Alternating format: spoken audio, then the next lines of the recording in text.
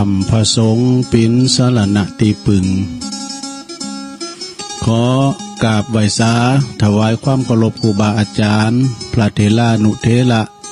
ท่านเจ้าคณะพระสังฆาธิการพระสงฆ์องค์สามเณรเจ้ากูวัดกูวาเเจริญปอนกับศรัทธานาบุญคนเฒ่าคนแก่อยู่ตั้งบ้านตั้งจองเนาะวันนี้ก็มาพบมาปะกันรายการสารธรรมยามบ่ายซึ่งตามปกติแล้วก็จะเป็นรายการเทศน์นำเทศน์ธรรมของครูบาอาจารย์เนาะวันนี้วันศุกร์ก็จะเป็นตุปิโอเขานะ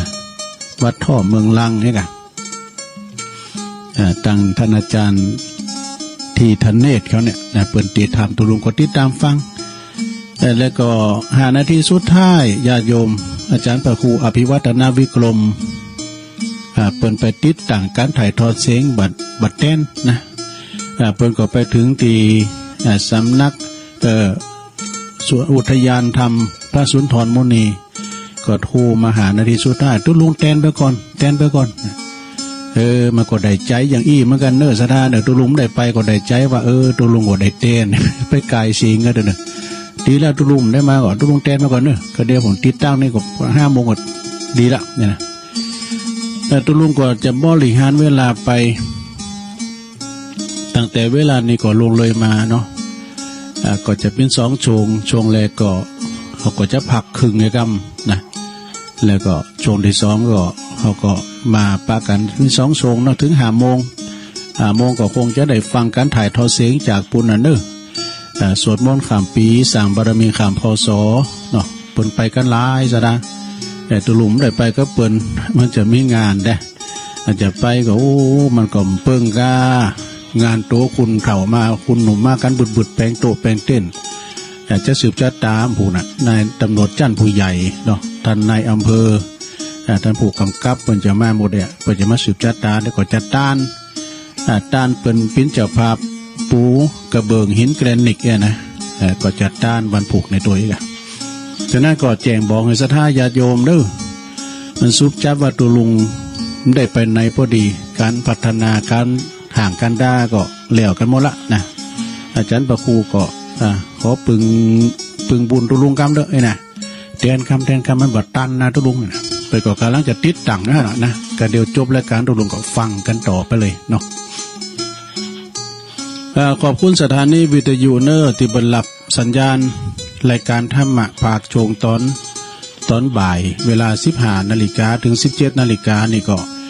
ก็มีสถานีวิทยุคลื่นธรรมะของชุมชนวัดห้วยตองซักเนอะ FM 98.75 เมกะเฮิรตซ์อำเภอจอมตองเนอะตำบลโขงเปานะสถานีวิทยุของคณะสงฆ์อำเภอฝางตั้งอยู่ที่วัดพระบาทอุดมนำบ่อเศร้าวาเนอสำนักวิปัสสนา FM 100.25 เมกะเฮิรตซ์เนอสถานีวิทยุคลื่นพระพุทธศาสนาการศึกษาและวัฒนธรรมวัดฝายหิน FM 104.50 เมกะเฮิรตซ์นะของวัดฝายหินเนอสถานีวิทยุมนต์เสียงธรรมจากแม่แจ่มวัดบุพาราม FM 106.25 เมกะเฮิรตซ์ สถานีวิทยุชุมชนสถานีวิทยุบ้านทุ่งเรดิโอ FM 89.50 เมกะเฮิรตซ์สันป่าตองของปดมในเปิ้นก็ถวายเวลา1 ชั่วโมงเนาะก่อนจะถึง4 โมงก็จะต้องออกรายการขอบคุณเปิ้นก่อนนะก็มามาจ้ากันเนาะสถาก็ตุลุงก็ไม่ได้การ์ดได้เกม กะทันหันไปหน่อยก็เกมมาทำมาเนี่ยทำก็กู้กองโกดเนาะเอาทำมาเตศนากันเนาะช่วงระยะเวลานี้ก็เปิดเตศมรดกธรรมดูตูปีโอเขานะวัดตอเมืองลังนะตัวปีทีทเนศเขาเริ่มเดี๋ยวนี้เปิดก็ฟังกันเอาเปิดก็ตั้งเก่า6เปิดก็ถ่ายทอเสียงเนาะวัดผาขาวเปิดเตศทำมหาจารย์กันนะ เพราะฉะนั้นก็ศรัทธาญาติโยมก็ฟังกันไปวันนี้ก็เป็นวันสุดท้ายของปีของเดือนแล้วศรัทธาปี 2564 ก็กำลังจะสวีผ่านไปเนาะเดินธันวานี่ตามประกาศดิมก่อนกับโปรโท ปิ้นก็จะมอถึดกันเนาะมีการเกิดหุนต่างกันกานี่วัดแอลกอฮอล์กาแต่เดี๋ยวนี้ก็มีอยู่เหมือนกันเนาะเปิ้นก็กินก็เล่นกันอยู่แต่เจ้านี่ปีนานเปิ้นไปในเมืองโต้รถติดขนาดโต้ลุงไปตุ้งเซี่ยวนี่มันได้นะอยู่ก็เปิ้นก็แอลกันเนาะเปิ้นไปตามวัดตามว่าพองไปไหวพระไหวไปตังดอยอินทนนท์กานี่ตังเฮาเดี๋ยวก่อนนะลืมสุมานะลืมปิดเพลงโอ้ขอบคุณนะเป็นค่าน้ำนมมาละนี่คุณเถ่าเดี๋ยวกันเนอะเอาละลืมแต่มันได้ว่ามุนแล้วเนาะตอนแรกเนาะ ขอบคุณเนอะเตียนผู้วังดีเป็นโทรมากันมาปกติมาพิษปกติเลี้ยวผอโอ้เป็นว่าไฟออกหันมา ขอบคุณเนอะก็มาว่ากันไปเนอะสถานเนอะพวกนี้ก็ออกตามปกติเนอะอาจารย์ประครูบนบอกเจ้านะทุลุงก็ออกตามปกติเนอะผมจะถ่ายทอดสวดมนต์ตั้งแต่5 โมงเป็นต้นไปจนถึงพุ่นเนาะนะเพนพุ่นเนาะนะพวกก็ยาวเนอะพวกก็เปิ่นออกยาวเลยแต่เมื่อคืนนี้เนาะจบรายการทุลุงแล้วก็ฟังต่อกันเลยแล้วเมื่อคืนเปิ่นสวดมนต์ด้วยมีกิจกรรมครูบาอาจารย์พระสงฆ์ก็ไปกันจะลายเนอะแล้วก็รถตู้ก็ไล่10 กันอยู่เนาะก็ฟังกันไปศรัทธาญาติโยมทั้งหลายปีเก่าลงเลยผ่านไปปีใหม่ก็จะเข้ามาถึงนะเพราะว่าได้หนังสือมาอันหนึ่งหนังสือในเป็นกำปอนว่ะกำปอนเป็นกำบักเก่าของปอครูเก่าคือปอหน่อยตันปอน้อยตันนี่ปัญญาฟูนามสกุลเปิ้นได้ลงรับดับขันไปแล้วนั่นแล้วก็ปอหลวงตาตุมาแก้วเปิ้นอยู่บ้านตาจ้างสืบต่อแล้วก็มอบให้ปอบุญเพ็งชัยลังกาพิมพ์มาแจกมาถวายพระตุลุงไปนะเปิ้นก็ขอให้คุณรุนหลังจะได้สืบต่อไปเน้อว่ะ โอ้ปอนของเปิ้นนี่มันสอนในตูเลยปันป้อนลูกหลานปันป้อนเปิ้นก็จะเน้นวิถีชีวิตเนาะเปิ้นจะปันป้อนว่าอย่างอี้นะลงเด้อเอวังโหตุเกิดมาเป็นคนจุงจวยกันบุกเบิกนี่ขึ้นเติกและก็ซันดอนเนี่ยขึ้นเติกและซันดอนนี่ก็คือว่ามันมีจอมปลูกกามันมีจอมปลูกกาอีนะหรือว่ามันมีเส้นน้ำก่อนนี่เปิ้นขุดเป็นเติกเป็นหน้าหมดนะบุกเบิกขึ้นเติกและสันนาจะไปนอนปางเป่านี่จะไปกินนอนเปิ้นว่าเฮาได้เจอการทำงานในปอนนี่นะจะไปกินเหล้าแล้วก็ลินการพนันเนาะปอนเปิ้นนะจะไปรับฟันเอา2 โต 3 โตเนาะเอาจะไปเอาผ่าต่อยไปหวังโจกหวังลาบจักมาตุกอยากเมื่อแก่ไปหลุนนี่อันนี้กำปอนเป็นสอนเป็นให้ตัวเหมือนกันนะคุณเฮาจะลำบากก็เพราะลางบุญคุณเฮาจะอยากจนก็เพราะบุญลางจะไปหวังลำรวยกับของหมุน อันนี้ในปอนเป็นนะบอดี้ลงทุนกล้าพระกล้าเจ้าเนาะกล้าพระกล้าเจ้านี่ก็บอดี้กล้าเนาะบอดี้กินเหล่าและอู่การเรื่องการเมืองแตกเนาะการอู่เรื่องการเมืองนะมาดึงแตกถึงเด้ออู่กันเรื่องการเมืองจะไปกินเหล่าและปากันอู่เรื่องการเมืองจะไปจาง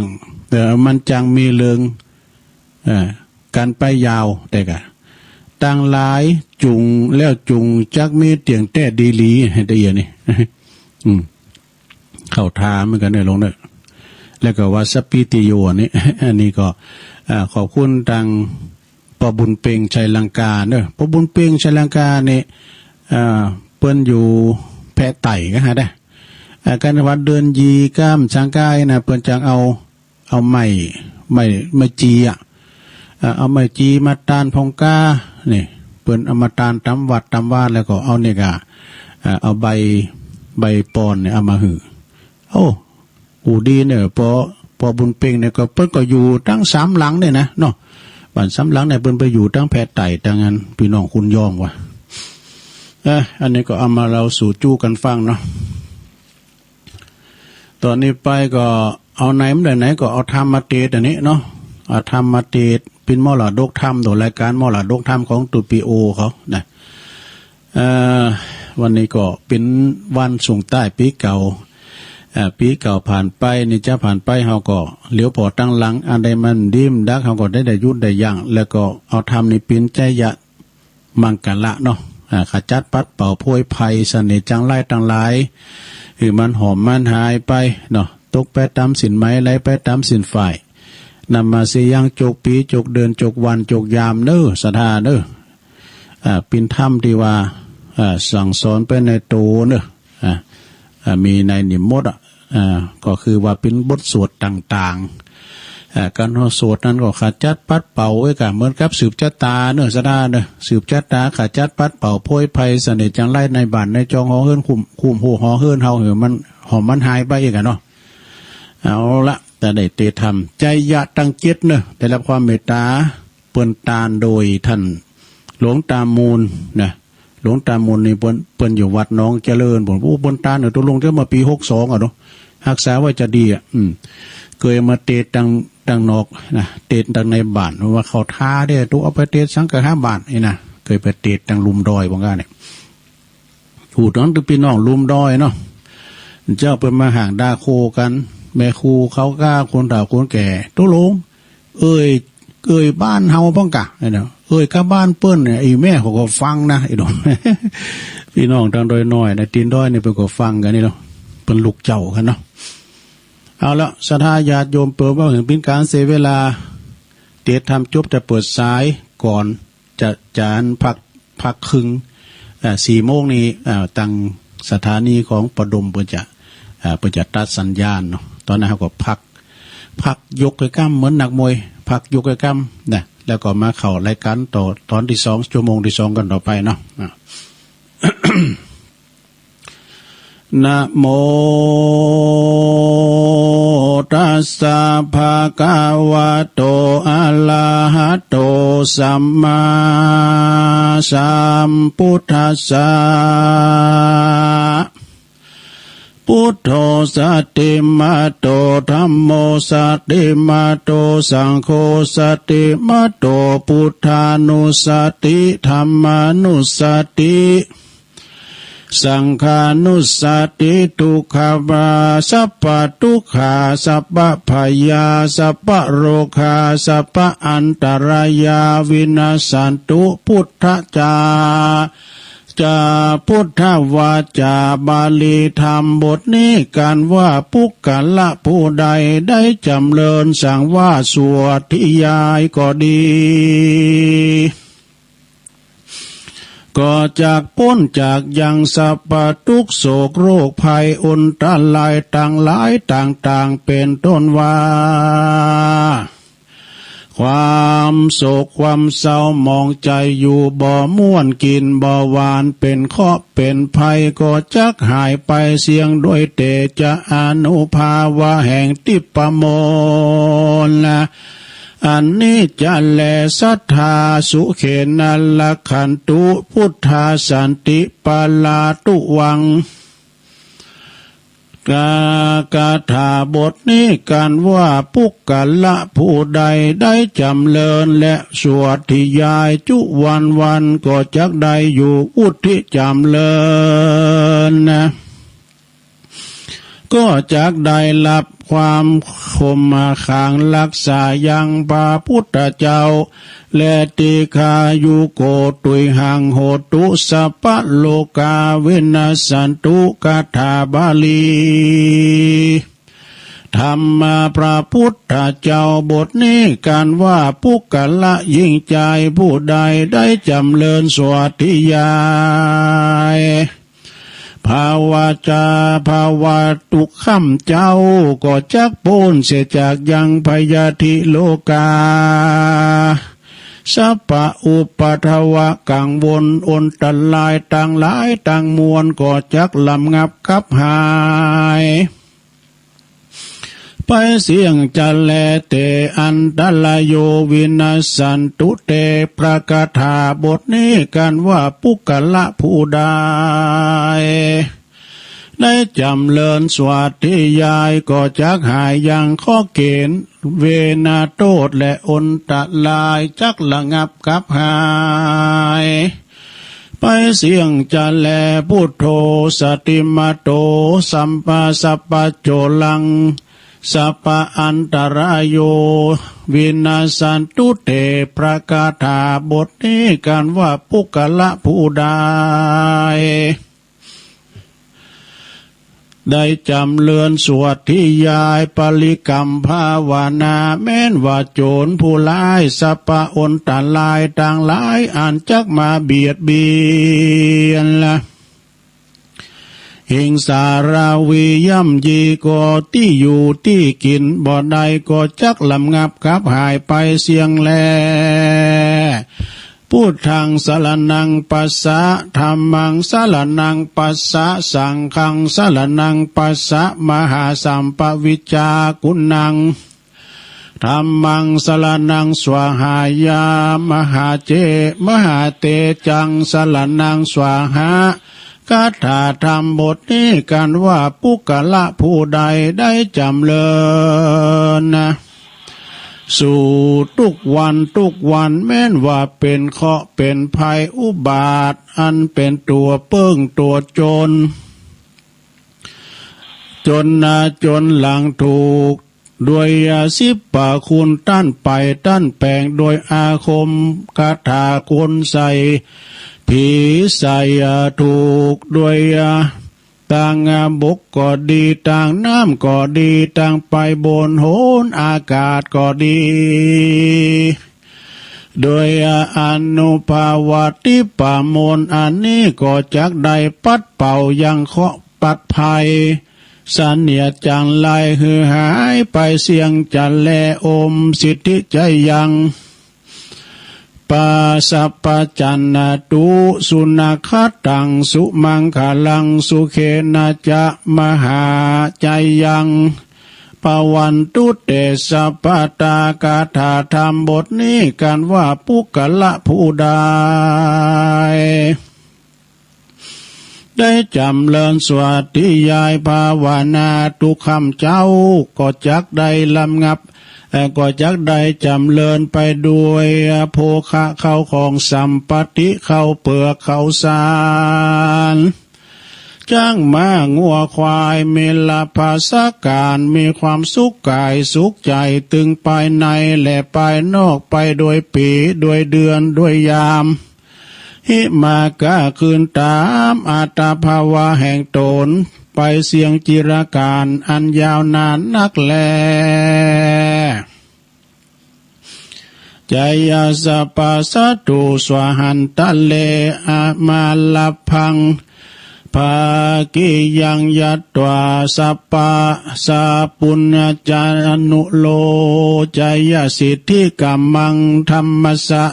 สวาหาทุกขปัตตาจานิทุกขาพยาปตาจานิพยาโสกปตาจานิโสกาโหนตุสัพปานิโนคาถาธรรมบทนี้กันว่าปุกละยิ่งใจขหัดและนักบวชผู้ใดได้จำเริญทุกคำเจ้าถึงวันละก็จักมียศถาบรรดาศักดิ์มียศปาลิวานอันมากนักจะแลก็จักมีเขา มีของมีเงินมีทองเป็นอันมากนักบ่อยาจะแลนาสปะพุทธานุภาเวนะพุทธเตเจสัพพะธรรมานุภาเวนะธรรมเตเจสัพพสังฆานุภาเวนะสังฆาเตเจด้วยเตจะอนุภาพพ ระติตะไลลัตนาแห่งพระแก้วเจ้าทั้งสามประการปุกละผู้ใดอย่างเชื่อเลื่อมใสเขาลบคบยำกราบไหวนบน้อมสักการะปูจาทุกคำเจ้าบ่ฮือขาดก็จักติดตามคมขังรักษาอย่างปุกละผู้นั้นบ่ฮือตกถอยจ้าแม่นว่าไปก้าไปขายลายล่องต้องไตเตียวเหนือก็จักปานอุดมสมไฟอ่างจุเยื่องจุประการจะแลนา บ่เต่าแต่นั้นแม่นว่าอยู่บ่วุฒิจำเลินให้บ่มากาบ่ขึ้นจักตาจัตตาอายุปีอายุเดือนอายุวันจัตตาขาดเลี้ยงงัวก็มาตายเลี้ยงควายก็บ่แพ้บ่กืน มีโรคภัยมาเบียดเบียนบ่ขาดอยู่บ่มีความสุขกันว่ากันถูกโทษตันตกรรมปลูกบ่ฟักบ่แฟงบ่แตงบ่เตาทำไล่ใส่นาบ่มีลูกบ่มีหน่วยบ่มีผลก็เหตุว่าจัตตามันปุดมันขาดมีมักมีพยาธิมาเบียดเบียนคำขาลาวีบ่อยู่บ่ขาดดังอาณาเฮรีบปูจาเอาอย่างทำอันมีชื่อว่าใจยะตังเจตมาเทศนาแล้วปูจาโดยอาภาลนตาวัตถุ ตานาวัตถุนานาต่างๆแล้วอาลาตนาเจ้าภิกขุตนมีศีลบริสุทธิ์สะอาดสดใสมาเท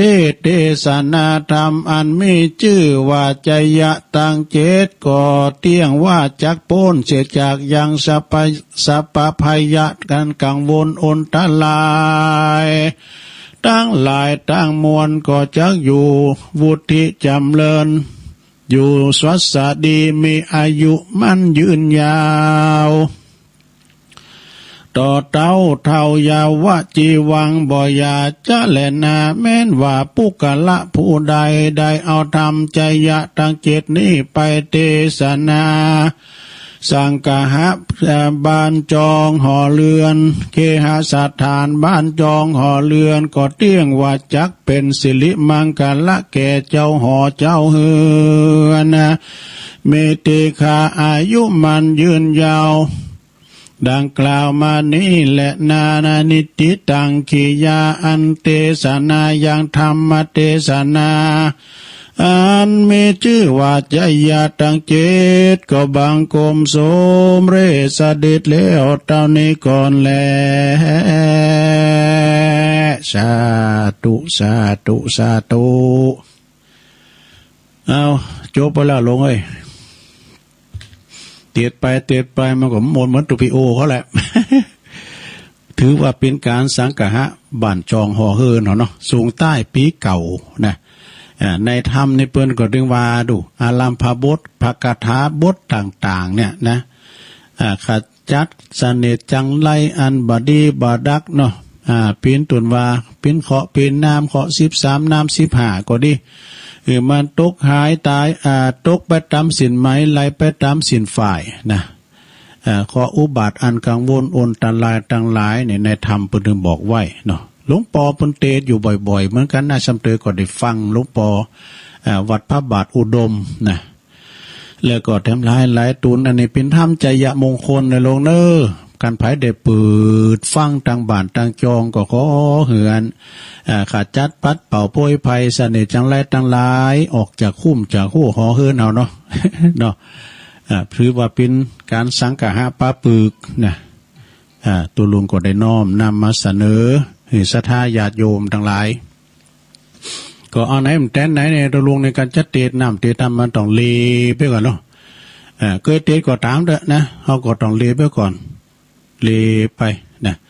ก็เลยเอามาเทศนาให้ศรัทธาญาติโยมถือว่าส่งใต้ปีเก่าตอนรับขวัญวันปีใหม่วันผูกนี่โอ้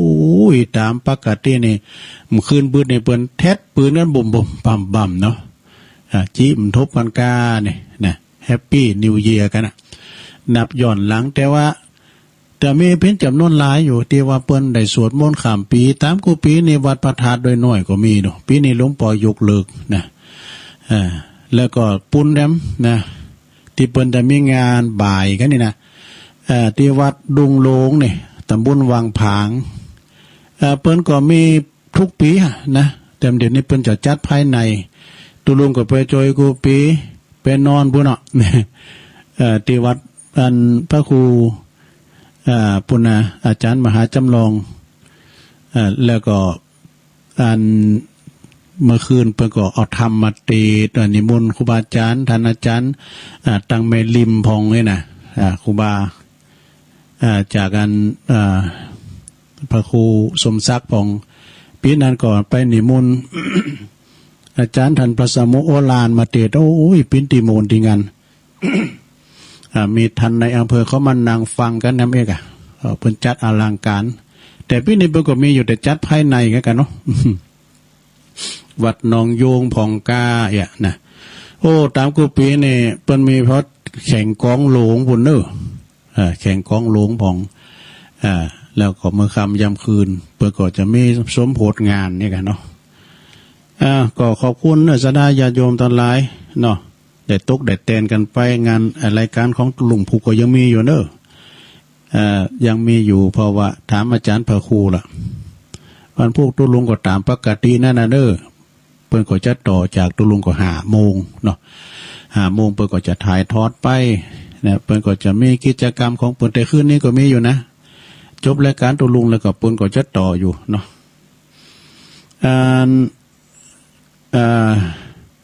แล้วก็สดาญาติโยมในวันพวกนี้ก็เตียนหลายวัดที่เปิ้นมีการมีงานสวดมนต์ข้ามปีนะดูเหมือนว่าวัดพระบาทตักผ่าตัวนะเปิ้นก็จะมีเนาะแต่ก็ตั้งสายเฮานี่นะแต่ก่อนนี่มีการทุกวัดใหญ่วัดหลวงอย่างวัดพระธาตุเจ้าสริจอมต้องกาอีนะเปิ้นก็จะมีการสวดมนต์ข้ามปีรัฐบาลเปิ้นก็ส่งเสริมด้วยเปิ้นก็ส่งเสริมให้จัดกันแต่ว่าเฮาก็ปวดระมัดระวังหน่อยเนาะโรคภัยไข้เจ็บบางทีนี่ก็เฮาก็จะไปประมาทกาจะไปตกนะกะ เพราะว่าเฮาการไปสวดมนต์นี่มันต้องใจเสียงอย่าเฮาก็อยู่กันนางระยะห่างนะนางระยะห่างกันพอสมควรเนาะก่อนที่สถานีปดมที่เปิ้นจะตัดสัญญาณนี่ก็ตุลุงก็จะขอบคุณเปิ้นแล้วก็จะเปิดสายช่วงแรกนี่ให้หน่อยเนาะ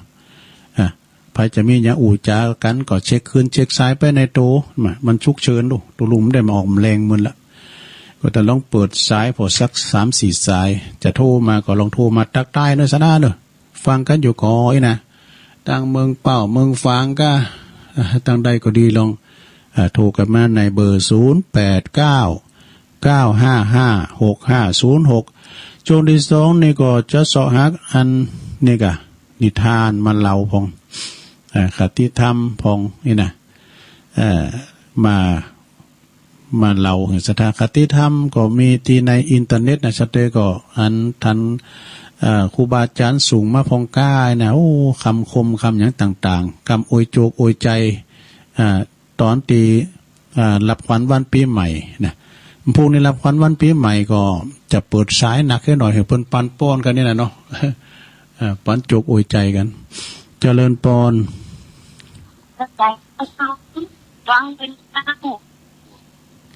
โยมแม่อยู่ตั้งใดบ้านดอยนะกาแม่ครูกะเจ้าโอ้ขอบคุณพี่เจ้าบอกว่าโอ้รถทางปีแบบเดี๋ยวมันกับน่าจะโควิดนะจ๊ะนั่นก็ตั้งกูปีเขาก็มีอ่ะเนาะแล้วพี่นิมเลยยกเลยบ้านเขาก็มีจะได้แด้นั่นก็เจ้าเด็กก็จะโอ้ขอบคุณเนอะแม่ครูเนอะสาธุสาธุโธ่เจ้าไปก็มาจัดแจงแต่งได้ก็เนี่ยแม่ครูเขา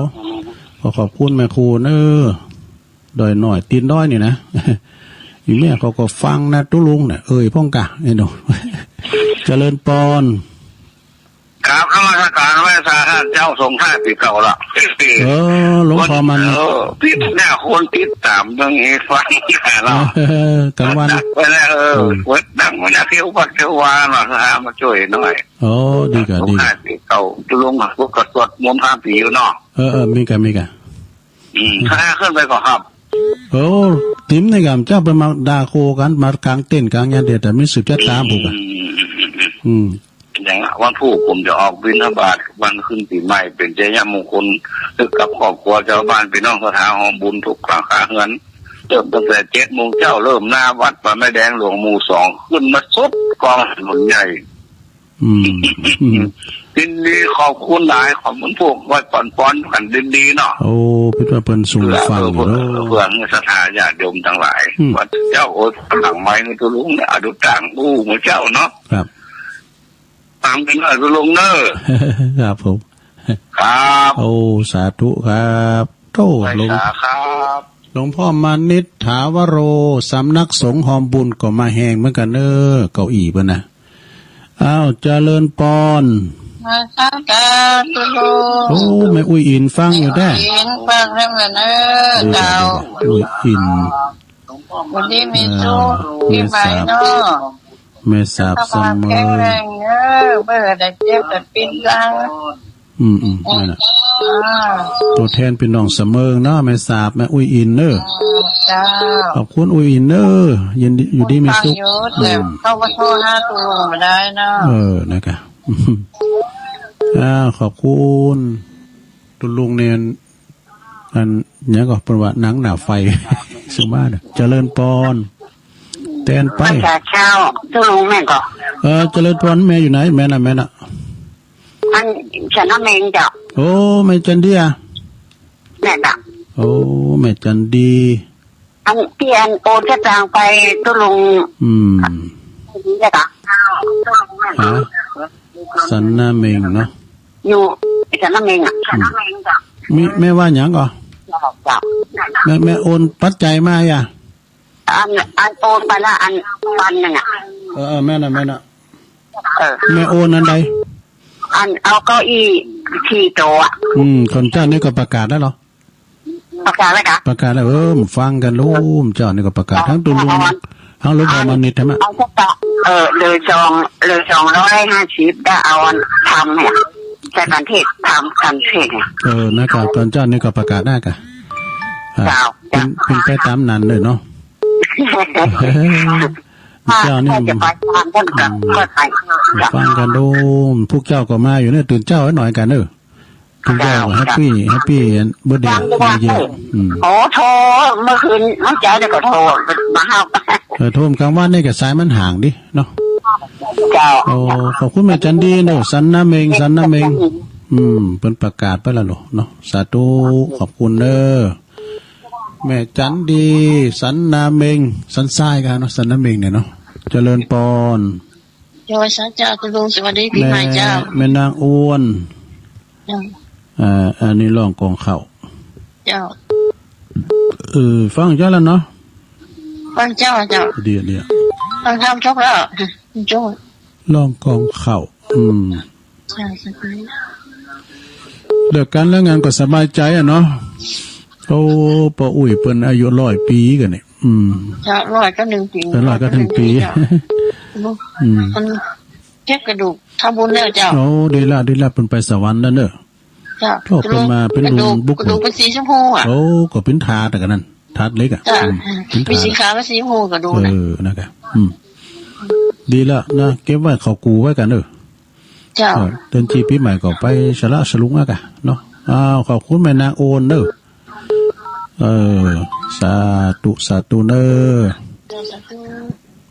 ท่านเจ้าคุณสุวรรณเมธีนี่เป็นหลานป่ะเนาะเป็นหลานป้าอุ้ยนะเจริญปอนเจ้าไว้สาเจ้าทางนานอันนี้แม่จันเสียเจ้าแม่จันเสียแต่กันดีแต่ทางนะคะโชคดีมีใจโชคดีปีใหม่เนาะแม่จันสีสุขาโชคดีปีใหม่ท่านสุขาแจงหัวลินฝางเจ้าฝาง ขอบคุณแม่หลายๆเด้อ เจ้าไว้สาเจ้า 0899556506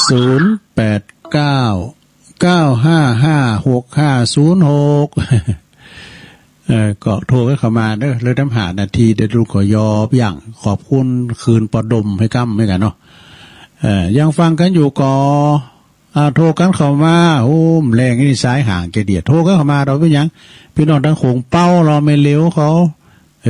เดี๋ยวไปเยการของเขาเนี่ยไม่เลี้ยวเขาไม่โนนเขาเนี่ยปอถันนัดเขานี่นะไม่โบคีก็เจริญปอนเจ้าคุณลุงอันนี้ตั้งได้ไหม แม่อยู่ตั้งใด อันชัยประการเจ้าชัยประการแม่อย่างนี่อันไม่สาวรักเจ้ามันก็ได้ยินสักเตือนโทรมาครั้งแรกก็เคยโทรมาอยู่เจ้าเมื่อเช้าที่ขอโทรไปหาตู้ลุงเจ้าสวรรค์รักเลยเนาะเจ้าอยู่ชัยประการนะเจ้าที่ตู้ลุงแม่อยู่ชัยประการเนาะใจแต้ๆเลยตู้ลุงเนี่ยไม่ตาเจ้าตู้ลุงขอบคุณเลยแม่เนอเจ้าสาธุได้ตัวแทนชัยประการมาให้คุณนั่นละเนาะกุดเตยก็มีแม่สีทอนแม่บัวพันเนี่ยอันสัมตับเต้าเว้ยเนาะอันนี้ก็แม่สวรรค์รักโทรมาให้เด้อผูกเจริญปอนราชการค่ะตู้ลุงคุณแม่กันดากะค่ะฟังอยู่นะคะโทรมาให้กำลังใจตู้ลุงค่ะขอบคุณหลายๆเนอะค่ะคุณแม่กันดาราชการสาธุคุณแม่กันดาสีเนตรเนี่ยนี่เป็นอยู่หางดงนี่นะอยู่หางดงขอบคุณนะ089ฮัลโหลภาษาเจ้าตู้ลุงเจ้าอยู่ตั้งใดไม่ลาไม่ย่อยได้ถึงมาติดเตียงเจ้าไม่ลาเจ้าแม่ทาแม่ทาได้กับแม่ทาได้กับแม่ทาเปิ้นอยู่แม่ย่อยสันไส้เนาะบ้านเดียวกับแม่สมพัฒน์นะกะเต็งต้องมาถึงคืนนะได้ก็มาได้มือแปะมันก็รู้ดีกะก็คิดแบบนี้เนี่ยมองขึ้นกำลังใจเด้อก่อนในเวลาปีใหม่นี่ก็ขอเฮ้ยแม่อยู่ดีมีสุขเด้อก็ฟังน้ำฟังธรรมไปเอาอันวิทยุเป็นกูเป็นกีมไปเด้อแม่ทาจะเปิ้นอยู่แม่ย่อยสันทรายนะเจริญปอนเจ้าอยู่ตั้งใดอยู่ลำปางเจ้าแม่หยังเนี่ยอยู่ลำปางแม่หยังแม่สีมาแม่สีมาชื่ออย่างพอใจได้แม่สีมาโอสถเลยสีมาอยู่ลำปางอยู่บ้านได้ไหมอยู่อำเภอหยังบ้านห้องแต่มันเอี่ยมอำเภอเมืองเจ้าอำเภอเมืองก็ได้ยินนะแม่ฟังจากอำเภอหยังจากอำเภอหยังจากนั้นจากทางนี้ไหน190เนี่ยคะลำปางเนาะฟังบุญญาวาสก้าฟังว่าเจ้าได้ยินไหนก็ฟังขนาดนั้นลงเนาะแม่เนาะฟังเถอะตัวลุงสุขภาพแข็งแรงเนอะขอบคุณหลายๆเนอะพี่น้องลำปางแม่สีมาเนาะบุญทางสารเนี่ยแม่สีมาเนอะสวัสดีปีใหม่โดยสูงใต้ปีเก่าตนรับขวัญวันปีใหม่เนอะสุขมีความสุขกายสบายใจเฮงเนอะพี่น้องลำปางเนอะเนาะเอาแหมสายเจริญปอนภาษาเจ้าตู้ลุงต้องได้แน่แม่ทับตับเจ้ามาแล้วนะบุญเราขวัญกันนะแม่บัวพันธุ์หน่อยได้ยินเจ้าลุงเราขวัญน่ะกะแม่บัวพันธุ์จะทำตับเตาอันนี้ใช้ประการเนอะไม่เคลื่อนวันผู้ขอให้ตู้ลุงอยู่ดีมีสุขนะเจ้าเนอะขอบคุณหลายๆเนอะแม่บัวพันธุ์เนอะสุขกายสุขใจตลอดปีตลอดไปนะเจ้าเนอะเตกะโทษใช้ประการพวกนี้ตุลุงมีโครงการว่าถ้าเปิ่นปันป้อนนะป้อนไผ่ป้อนมันนี่กะป้อนตึงหลงเจ้าป้อนหรือตุลุงคนเดียวนะปันป้อนขอคืนเฮาเพื่อเจ้าหมูเจ้าฝูงตึงหลงตึงหลายอย่างคุบาดอยหวานปันป้อนตึงหมูนั่นกะเองเนาะขอบคุณแม่บัวพันธุ์เนอะเจ้ากับว่าเจ้าสัตว์ทำตับเต้าเนี่ยมันเป็นตีทองเทวนะทำตับเต้าเนี่ยเจริญพรลุงเจ้านิยมพรได้เจ้านิยมพรทำเตียนตะลุงเป็ดนี่กระจัดดีนะเจ้าเป็นท่ามงคลหรอเป็นท่ามงคลถ้าใครนี่นะ เอาก็ปินนักสละนะเจ้าแต่กะโปรแกรมดีๆทั้งนั้นถือว่าตุลุงไปขจัดปัดเป่าสืบจัดตาบ้านจัดตาหอเฮิรนเดือนเนาะอยู่ดีมีสุขกันจะสูงใต้ปีเก่าใจทำมันนี่ก็ได้เนาะได้กะตามมงคลเหรอเจ้าเป็นนั่นขจัดปัดเป่าไม่ใช่นี่นะตุลุงขอเห็นตุลุงเดี๋ยวที่มีสุขนะเจ้าอายุยืนยาวแล้วถึง100 เลยเจ้าสาธุพรเดี๋ยวปีตลอดปีใหม่นี้เลยเจ้าขอบคุณหลายๆเน้อโยมพรเด้อสาธุกับภาษาเจ้าตอบสนองไปตังโยมพรโดยเนาะ0017ปุตโตเหมือนคอนไซนามเลขานของงานนี่ก่อนเนาะ0017ใต้มันเจริญปอน0017เจริญปอนพะยะฮัลโหลติละ1 0017ฮัลโหลนะกะพะน่ะติละฝรั่งเทียนดูฝรั่งหนองบัวโอ้ปลามหนองบัวปนนั้นเนี่ยก่อลูกอันพวกเราพ่ออันบาบุญทรัพย์นะกะปนนั้นเนี่ยก่อลืมไปละปนนั้นเนี่ยก่อเชียนนั้นเชียนนี่เนาะครับเจอกันนะแต่เตือนน่ะคนนั้นกับป้ากันไล่เตือนน่ะต้องลืมมั้ยเดี๋ยวนี้มันออกวิทยุเป็นโซดกันเฮ็ดแหนมเดี๋ยวน่ะแต่เนี่ยกะออกแต่โตเป็นปิ้นเนี่ยกะไปเทียบยื้อปิ้นเทียบยื้อก็โตก็อุดแต่นี่ก็โตยิ่งกว่าโตเก่าแล้วโตฝันปลามมันลามตาตูมันไหนก่อนลามไหนก่อนท่านพระครูสบายเด้อลามบ้านเนี่ยก่อนวัดเนี่ยก่อนน้องบัวได้น้องบัวลามน้องบัวก็ขาครับขอบคุณเนอะพี่น้องบ้านเฮาสาธุท่านพระครูฉะนั้นสบายดีเด้อรู้เดี๋ยวเป็นพระครูละมวลพอสาธุอยู่ดีมือซิวกันเนอะเป็นนันเซียนเนอะน้องบัวนะน้องบัวก็ขาน้องบัวนะครูบาอินไปเชียงคำจะได้มาข้ามข้างละวีเด้ออีกถ้าป้าว่าข้อเวียนกรรมอันนี้ขอจะได้มีคำว่าเจ้าข้าเนาะค่ะเนาะดูเต็ดเน็ตเนี่ยขอบคุณพี่นานเด้อบุญนี่ก็ขอสนองตอบพี่นานด้วยเด้อคำปอนนะสาธุโอ้ยินดีพี่นานหนักดีกัดติดแล้วผู้ก็โทรมาแถมเอาทำสายเดี๋ยวเนาะก็เดี๋ยวเขาจะได้ซูมาจะได้ขอบคุณเจริญปอนติดแล้วโยมอยู่ไหนแม่อยู่ไหนแม่อยู่แม่บัวคำไม่งอนเล็กฝางเจ้าแม่บัวคำลุงเจ้าแม่งอนมันมาตานหนักตะคืนกับมาตานดีกะแม่งอนขี้เล็กเนาะ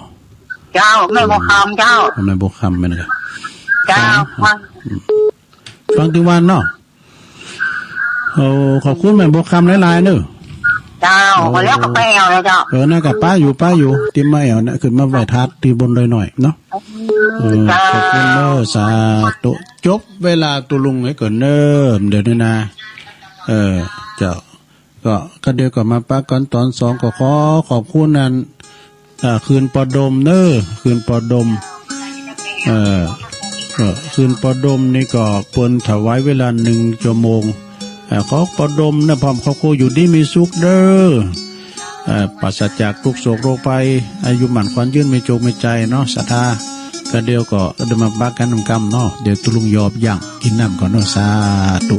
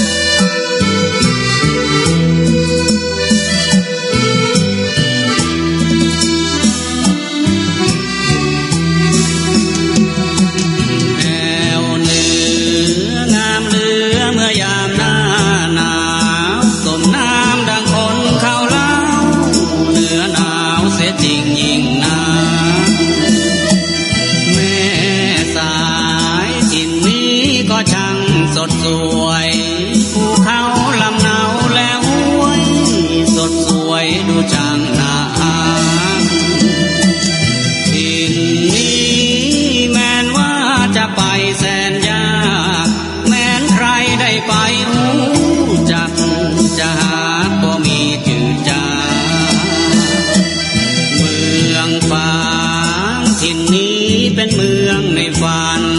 เหมือนดังถ้วยเทพบันดาลสวรรค์ของคนเมืองฟ้า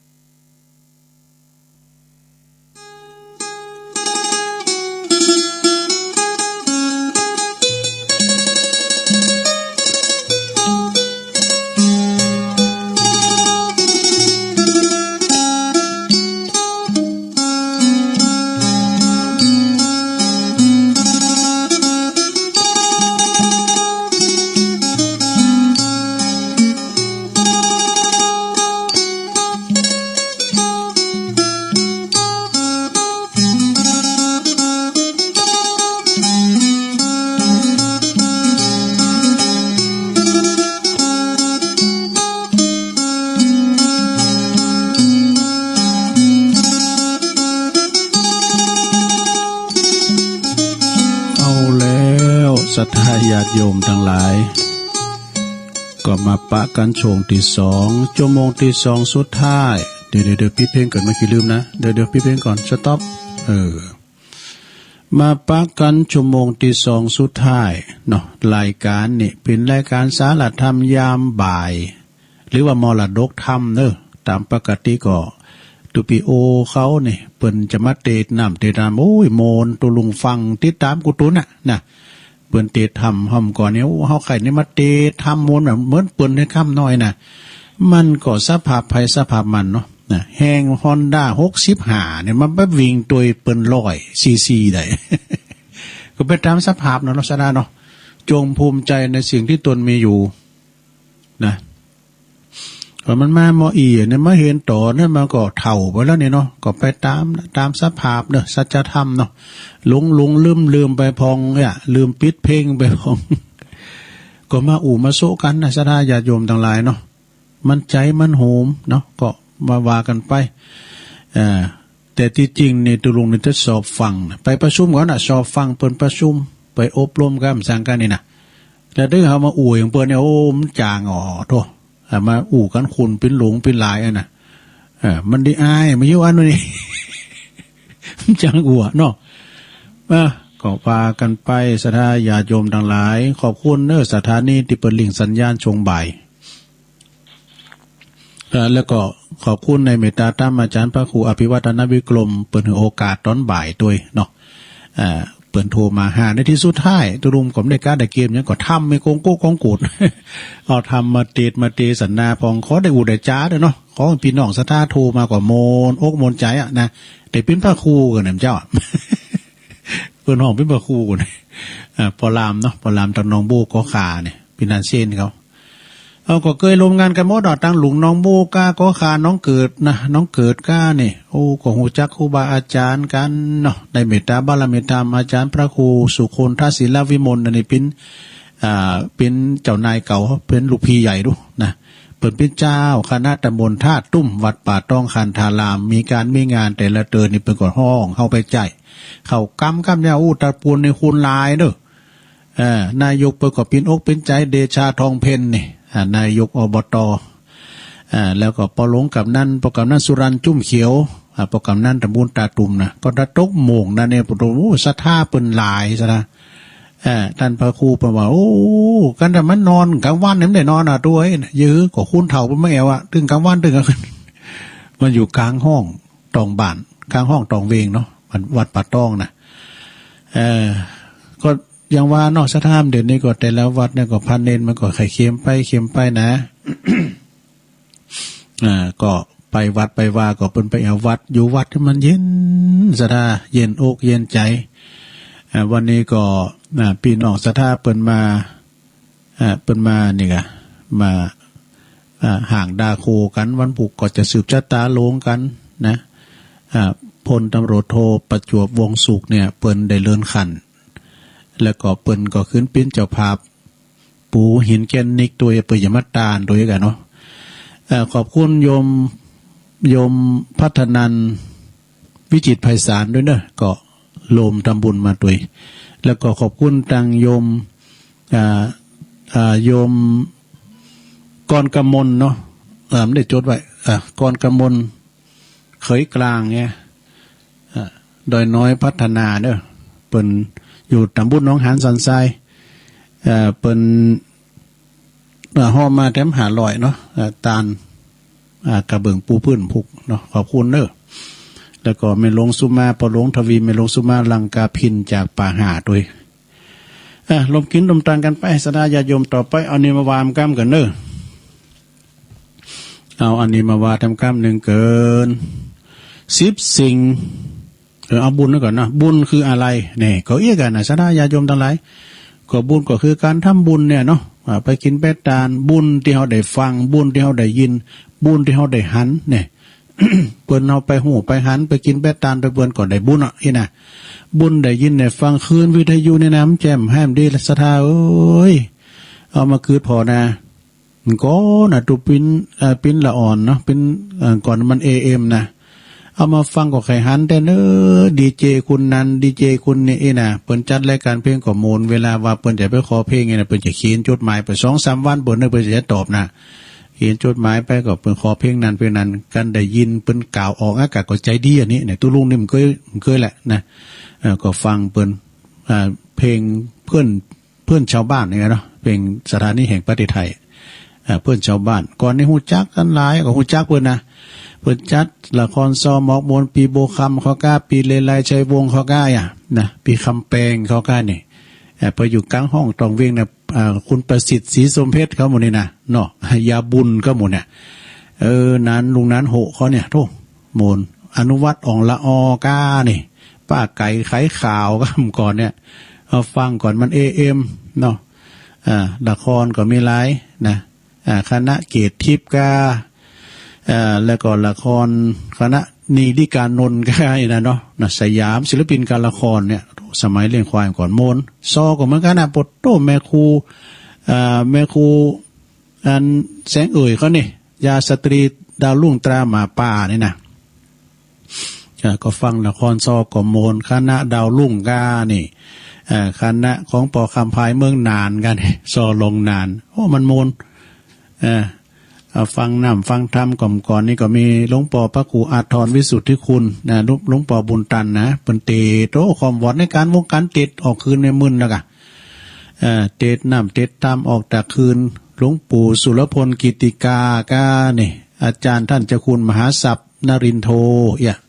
อาจารย์มหากมลกันเนี่ยเนาะโตก่อนนี่ฟังแต่ก็เลยว่าเมื่อคืนฝันว่าตุลุงจะได้มานั่งณตุนนี้แล้วก็มาสะท่าได้ฟังเนี่ยเฮ้ยมันก็เป็นบุญอย่างหนึ่งเนอะสะท่าญาติโยมทั้งหลาย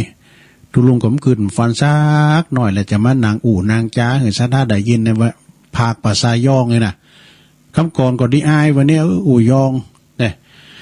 แล้วบรรลุสูงมาเนี่ยกำยองล้านนามีมาแต่ไทยลูกหลานอย่าใดลืมลาถ้าเฮาบะหักลืมลืมจ้าแล้วภายในจ้าจักมาสืบถอยก็แต่นี้มันหายไปนะซะนะแม่ยังกับลูกเป็นไทยเนาะลูกอย่าแล่นใช่แล้วเดี๋ยวระวังเต้านะ แม่พานเนี่ย เนาะเนี่ยบุญจากคืนวิทยุเนอร์ซะได้อยู่ไหนก็ได้ฟังก็แม่จิรพันธ์โมป้ออยู่เดนมาร์กว่าดูประเทศเนี่ยยุโรปพวกนั้นเนาะเพิ่นฟังรายการตุลุงปุถุข้ามน้ำข้ามทะเลไปกันเนอะฟังท่านพระครูเขาฟังตุลุงเขาได้อยู่เนี่ยเพิ่นฟังอินเทอร์เน็ตอีดกโอ้บุญแต่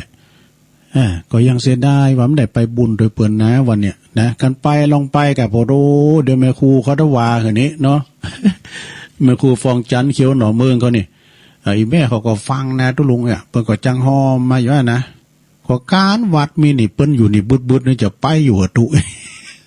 ถึงวันกินข้าวไฟเนาะโอ้แล้วก็เลยว่ามันจะมีงานเดียวงานอื่นก็ยังจะไม่อยู่เนาะโอ้เด็กปะกันหลายอยู่แต่ขออภัยครับตุปีอาจารย์พระมหาสมชาติชาตปัญโยด้วยกันอันนี้เหมือนปีกับน้องเนี่ยกันไปที่ไหนอาจารย์พระครูบนเอากูเนี่ยไปกูปัญหาเนี่ย แต่ก็จะไปประเมืองฝางจะไปอัน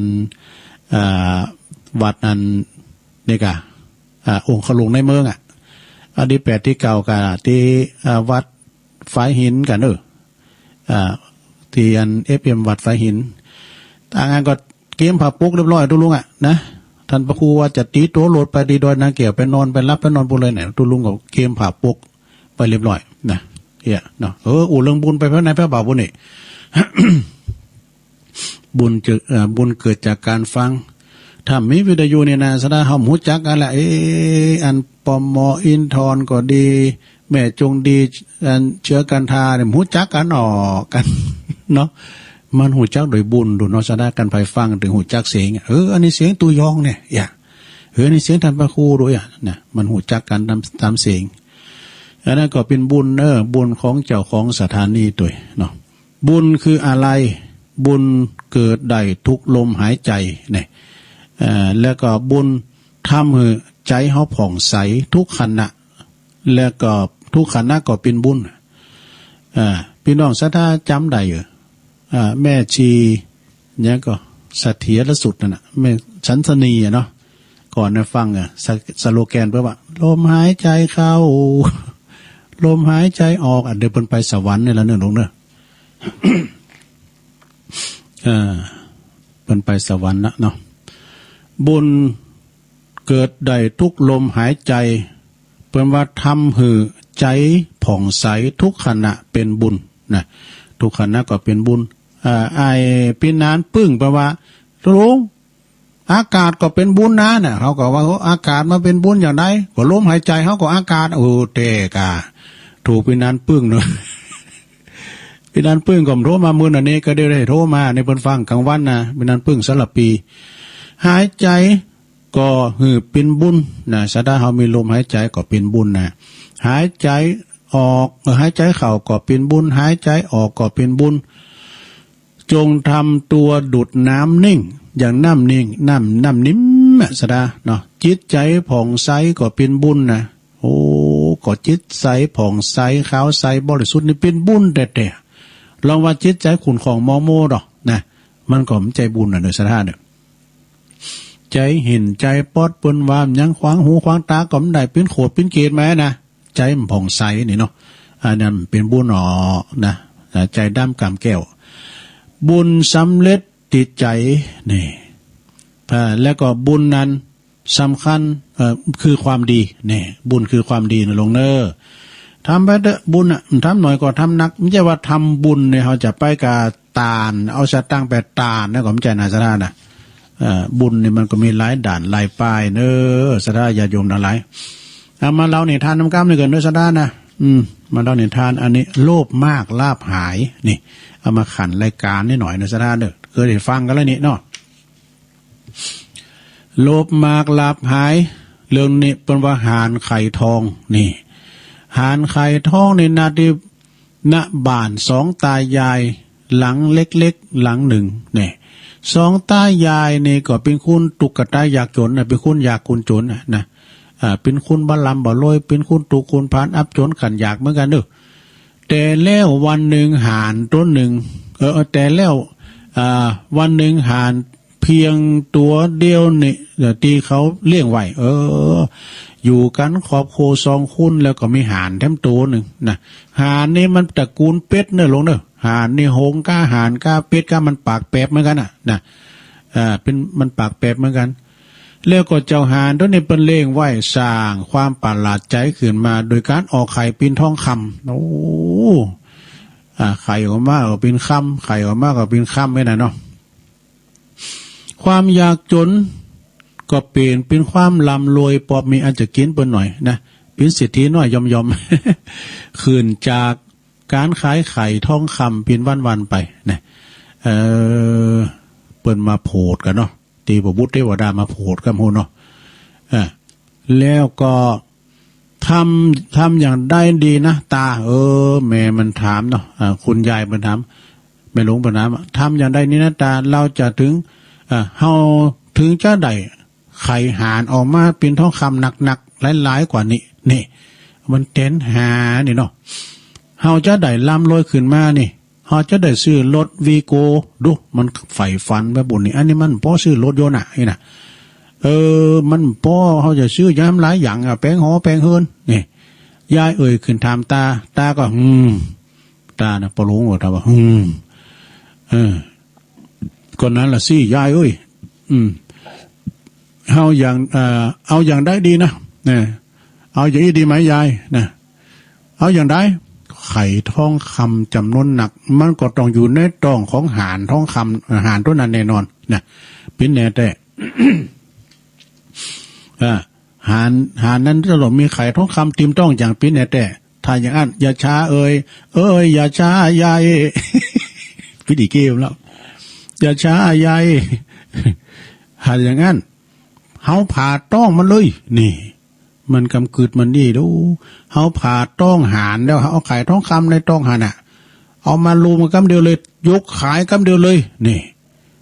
ตาบอกไว้อย่างนี้นะบอกไม่รู้ไว้บอกให้ยายไว้ทั้งครูนะก็จัดแจงแต่งด้ากันฝุ่นผ้าผายหรือมามับนะฝุ่นผ้าแล้วก็ปลดโต๊ะผ่าเลยกันจัดการผ่าแต่สิ่งติปะนั้นความว่างเปล่าเนอะอันนี้ความว่างเปล่าในตรองนั้นก็มีกระตับไตใส่พุงของหานบะหันไม่ไข่ท้องคำให้เลยนะหานนั่นก็หานเองก็เสียชีวิตโดยสุดท้ายตายายก็บ่มีไข่ท้องคำขายอีกต่อไปเลยกลับมาจนทั้งคู่นี่เกิดกลับมาตุกเหมือนตึงกูนี่นิทานเรื่องนี้ก็จบลงไปสอนให้รู้ว่าโลภมากลาภหายนี่ศรัทธาญาติโยมทั้งหลายเมืองปอมันมีนะคุณเฮาเนี่ยนะนาทีก็ดีแล้วรอแม่มานะคุณเฒ่าเมาอีกก็ดีแล้วหอมหอมได้ไปรับจ้างใส่หอมมกหอมได้ไปมัดหอมได้ไปใส่น้อยใหญ่นี่ก็พออยู่พอกินกินปันตันไปเนาะมันต้องมาอุ่นใจลำรวยได้มา อุ่นใจชื่อวีโก้ เนาะก็มาปรึกษากันนี่ดีกะอันนี้เอารวยกำเดียวให้ไว้ไม่ได้เนาะก็เลยมาตุกอย่างเก่านี่อันนี้โลภมากลาภหายเนอสถานเนอเอามาแซมเนาะเอาขาเวลาทำหน่อยนึงเอานี่มาทำกรรมนึงนะ10 สิ่งถ้าเราปล่อยวางแล้วจะมีสุขเนี่ยจะมีความสุขมีเนี้ยพอง1 ถึง 10เนี่ย1สิ่งที่ควรวางก็คือความเครียดโอ้คุณเฮาเดี๋ยวนี้มันกึดหนักนะลงนะมันกึดหนักนะก่อนนี่ก็ขายไล่ล้อมก่อนมีโควิดแต่ขายวันนึงได้เป็นปันปลายเดี๋ยวนี้200 300เนี่ยจะไปกึดหนักเนอมันเป็นการตัวลูกเนี่ยลงเนอจะไปกึดหนักอาจจะไปเขตในเขตเขาแค่ความดันขึ้นเนอความดันขึ้นก็เจ็บไปตังงอนนี่เจ็บไปตังงอนน่ะออกตอกว่าเนี่ยระวังนะสินเลิศเนอชราเนอไปคิดหนักก่อนยะจะเกิดก็ปล่อยมาเกิดกันโง่เกิดก็เอาหัวก็ไม่ยามไว้ก่อนแล้วเรื่องเนาะเดี๋ยวเนอตุลุงเอาไม้ไก่ปากนะเสียงมันแตกอะเดี๋ยวลีว่อนลุ่มให้หน่อยนะลีสไลด์ลุ่มให้หน่อยเพราะเปิดว่าเสียงมันแตกตุลุงในมืออันของการไปกล่าวเนี่ยนะกล่าวอโลนะกล่าวไม้นะกันไม้ติดปากเนี่ยอุ่มออกอย่างเงี้ยเนาะนะมันจะหมักลำแต่นะทั้งแต่ไม้ดูดปากก็ไม่ชูมาเนี่ยจะเป็นว่าเสียงแตก หลีว่อนลุ่มแล้วเนอะความเขตเนี่ยนะสลายยมไปเขตเนอะเนาะขอหือกันปลากันเขตกึดหนักเนี่ยปลาโลกเขาโตนะลงเนอะไปเขตหนักนะข้อที่2สิ่งที่ควรเกลียดก็คือความหลงนี่ความหลงนะหลงหลงเราหลงเขาป่าไม้นะหลงโมเมากันเมาไว้นะสลาเมามังเมามีเมาอย่างนะเพราะว่าคำกรมีบทมาเนี่ยปกติคนเราก็เมาอยู่ไม่รู้หายเมาชีวิตคิดปลื้มจนลืมตายเมาร่างกายว่างามอลามตาเนี่ยเมาในสุขสนุกใหญ่ว่าไรโลกเมาในโชคเมาพันนันเมาตันหาอันเมาลุงเมาตันหานี่มันถึงนักเกพอนะชะตาญาติโยมทั้งหลายเนาะเอาละผ่านไปข้อที่3สิ่งที่ควรปลงก็คือความทุกข์นี่มันตุกว่าก็เตะทำเรื่องตุก108แล้วดู ทำมันจะเพลงนะอันนี้เป็นทำบรรยายแต่เนี่ยทุก108นะก็เตะทำบรรยายไปจะไปตุกเนอสถานละความตุกข้อที่4สิ่งควรปลุกก็คือความกล้าเนี่ยกล้าเยะกล้าทำความดีบุนะอย่าไปกล้าไปป่นไปจีบมันจะนะข้อที่5สิ่งที่ควรฆ่าก็คือความโลภนี่ความโกรธโกรธคือโง่โมโหคือบ้านะครับความโกรธโกทะเนี่ยนะโทสักขิดูไฟดูมันใหม่ตัวเขาน่ะคุณเขาเนี่ยมีความโกรธความเกลียดใจหินใจป๊อดนะเก๋โว้ยนะปนวานะข้อที่6รู้ตัวข้อที่6ก็สิ่งที่ควรลดก็คือความโลภเนี่ยมันลดอ่ะมันไข่เอาตึงต้องนั้นมันจะมีไข่ท้องคำในบ่เนี่ยบริผ่าต้องบ่เนี่ย หาสังกฤตไหนเนาะคุณเขามันมีความโลภเนาะลบโมโทสันกันไปนาทีก็พอดีกับเปิ้นมาโผดอ่ะเนี่ยก็เหมือนกันโน้นไม่หันน้ำเลินก็อย่างเนี่ยไปอยู่3 ปอแม่ลูกปรากฏชอบฮับจางอ่างบายกะโผไปขึ้นตายว่ะตายแล้วก็ขึ้นจิตวิญญาณก็ขึ้นมีความใฝ่ฝันหักปิ้นหงลูกเมย์อยู่อ่ะแล้วก็ขึ้นกลับกลายมาปิ้นนกเนี่ยนกอะไรนกอันนั้นขึ้นเป็นคูณค่ำเนอะก็มีความปิ้นหงว่าเขาจะตุกจะยาก้าเราขึ้นมีความปิ้นหงเลยมาเกิดเป็นนกตัวนี้ก็นกสำคัญเหมือนกันเนี่ยมันการเวลาว่ามันสลัดขุนมันหลุนไม้นะปีกแม่นะสิ่นหนึ่งมันก็เป็นค่ำแล้วก็เอาไปขายกันกับปอกินปอตานไปกับเมมันอากามีความโลภแต่ก่อนการถามว่ามันมามก้ำยับเลยนะบอกกับลูกมันก็ห้ามแล้วนะไปเย็นนะแม่เขาได้อยู่ได้กินได้ตานหนึ่งวันก็ย้อนคุ้นนกทองคำเนี่ยนะเปิ้นมาผูดเท่าแล้วนะเขาไม่ได้ไปรับจ้างอ่างบายไม่ได้ไปพวกสวนหอมไม่ได้ไปรับจ้างใส่น้ำใยก็กับนี่กะแม่มาก่อนฟังมีหันวันในมันนกมาก็ยับ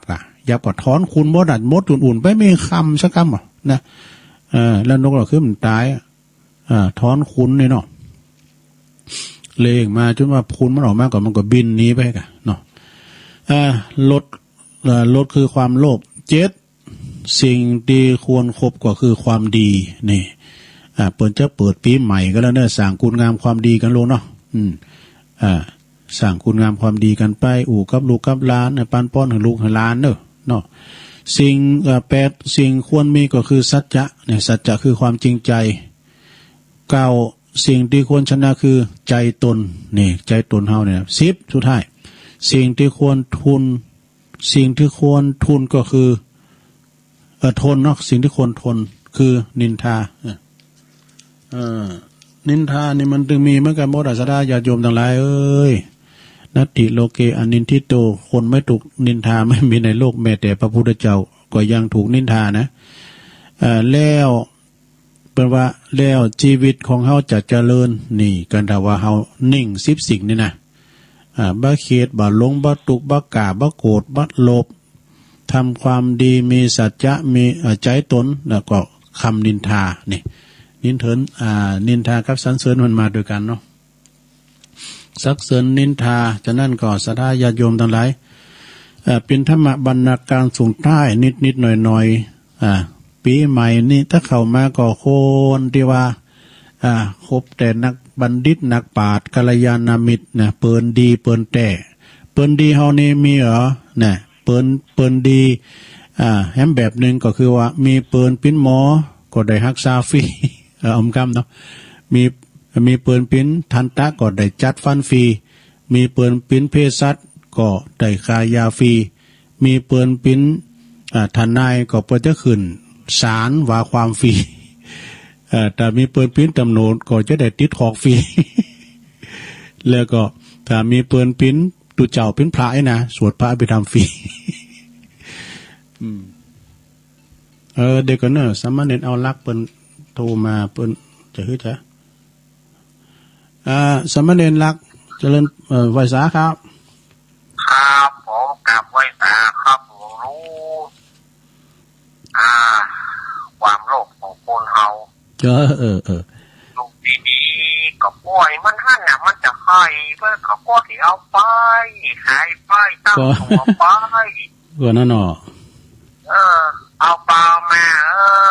ให้ได้คำเดียวหวังว่าจะได้คำเดียวไปผ่าท้องมันเนี่ยก็ไปมียังหน่วยเขาถ้าหน่วยก็ได้หน่วยว่าก็ได้ราคาเท่าไหร่แล้วเลยตุกมามันเก่าน่าจะเอาปลามาตุกแล้วเก่า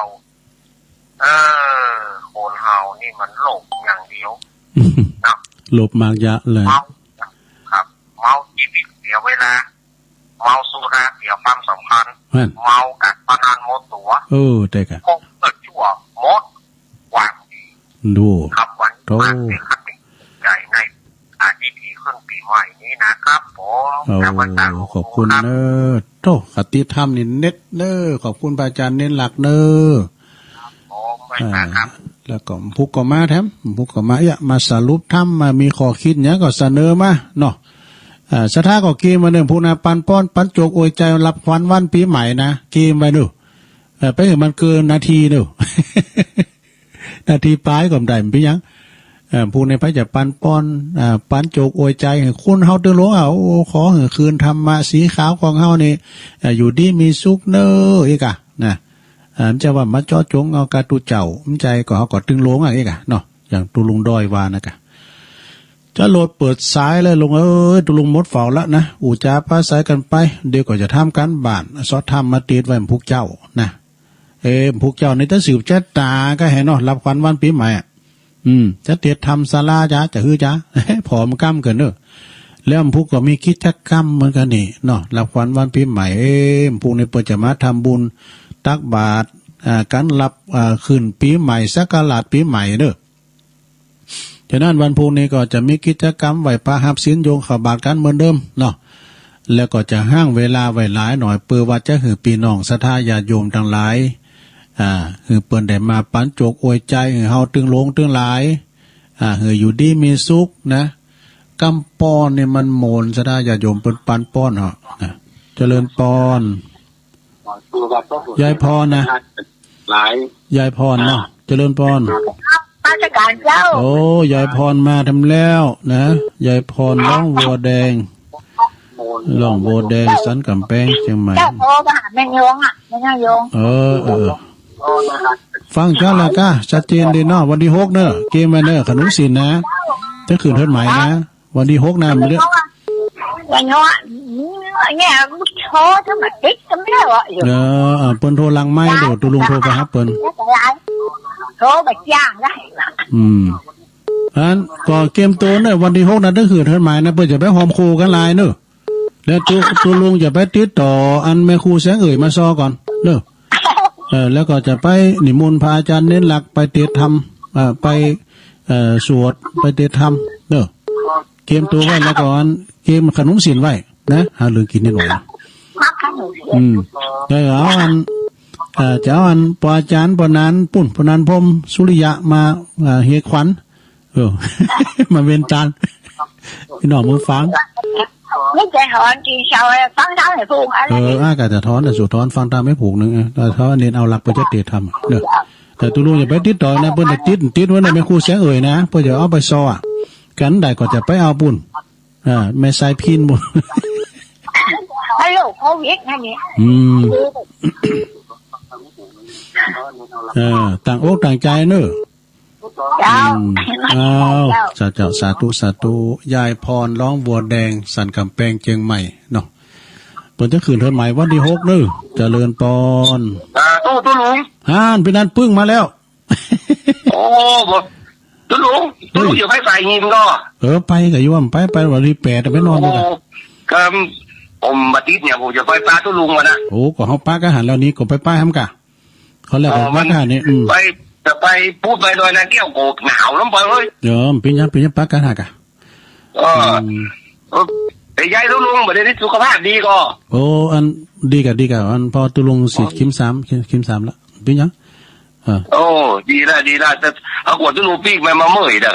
เมื่อยก็ด้วยเหรอเมื่อยก็อยู่ดีมีสุขภาพฟังหนาวขนาดนี้ผมอยู่บ้านผมฟังวิทยุหนาวแล้วแกนะเป็นว่าแต่เมืองฟางฝนตกว่าโปรลิงลงวันนะไม่อายวันนั้นบอกว่าน้อยบ้านเนี่ยตอนลำปางกับเป็นว่าเฮ็บตกเฮ็บนะลุงเงินหรือดูมันจะมีฝนมันอุ่นขึ้นในวัน2วันเนี่ยก็ลุงแมนแต่วันนี้เขาบอกพอดาวจะได้แล้วดีใจเนอะพี่นันโทรมานะมันวันนั้นกับโหราการแล้วมันเหมือนตันเขาพี่ยังมาวันนี้ก็ดีละขอบคุณเป็นนานหลายๆเนอะนี่ครับสาธุวันเตครับสาธุโตพี่นานปึ้งเนอะสารปีเพราะอาจารย์พี่นานสายยันเนาะฟังอยู่ก็โทรมาเนอะแต่แม่บุญโดนเขาก้าเนี่ยมบบุญโดนก้าเจริญปอนแม่อย่างไรได้ยินละเจ้าอยู่ไหนแม่บัวพัดเจ้าแม่บัวพัดนู่นเนี่ยวันที่2เนี่ยเจ้าของก็มีพระป่าเหรอดีกว่าแม่บัวพัดพระป่าพระจ่าหลวงด้วยนะเพราะว่าตอนบางอุดมเนี่ยค่ะจักระก่อนตุลุงครับวันเพื่อนสีขาวเขาก็คนอยู่สุขสบายถึงก็คนเนอะปีใหม่นะเจ้าแต่กันต้นเลยจ่ายพินเธอผมเขามันมาซ้อเพื่อฟังแถมนั่นกะไม่ใช่พื้นอ่ะแม่จ่ายพินขอมาซ้อไม่พัดบุพัดฟังกันว่าคุณตัวคุณตอกอ่ะแต่ตัวกูโคที่ขึ้นสีขาวเจ้าหมูเขาได้ฟังกันเนี้ยมีฟังที่เริ่มถึงกูโคนนะเจ้ายินดีอีกอะอย่างแม่บุพัดเนี่ยเริ่มพวกนะแม่บุพัดเป็นปานป้อนละนะไปตังปอดุลเขาดาวโทรมาเนอตังลายแก้วดอยแดนนะปอสะอิ่งเขาโพสต์ไปตังปีนั้น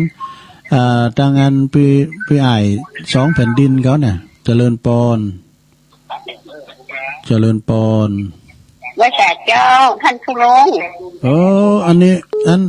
นผู้ก็แม่แจ่มมะเจ้าแม่ขันแก้วตั้ง3เลยช่วงที่วันที่4ที่5ทุลุงบ่อยู่กะก็ไปเมื่อไหนก็วันที่4ที่5ก็ตกงานอยู่วางอยู่พวกวันที่8พวกทุกคนไปคนหน้ากับเจ้าคนไหนค